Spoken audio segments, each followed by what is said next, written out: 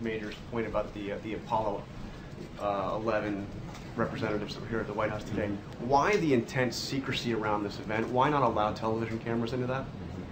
It's merely a scheduling matter, John. There's a number of things on the president's schedule that was, we've had the trip to the Dutch embassy today. The president's making remarks over in the EEOB with the vice president to talk about job training, and the president needs to get on a plane at 1 o'clock this afternoon. So the president has a very busy schedule, and we weren't able to accommodate television cameras this time. The last pools break took 38 seconds. Understood. Understood. I mean, the president's schedule, couldn't he have been maybe 5 minutes later for the fundraiser out in Seattle? You really couldn't accommodate a few minutes for open coverage of this? Not this time, John.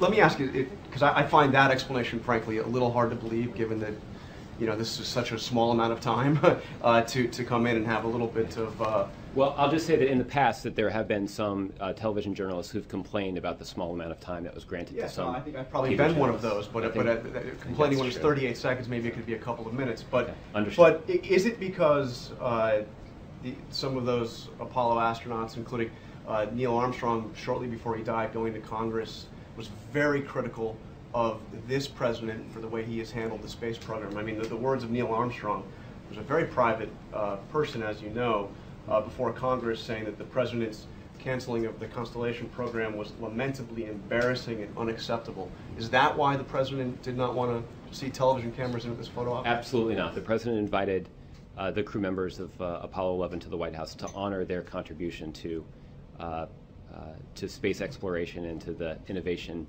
in the field of science.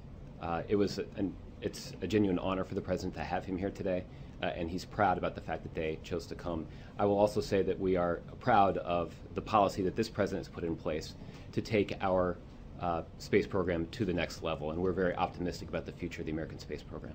Before I let you go, on behalf of the Correspondents Association, I just want to lodge a formal complaint about the Apollo 11 event today. Okay. The astronauts were among the most visible, televised national heroes this country has ever known. That entire program is financed by the American taxpayer. The stills, a presentation of that, limits television coverage of that event. We believe that that is a classic definition of something that should have the broadest press coverage imaginable, and we are therefore lodging a complaint against your decision to keep us out. Understood. I appreciate that. These are legitimate American heroes. On that, you and I can agree.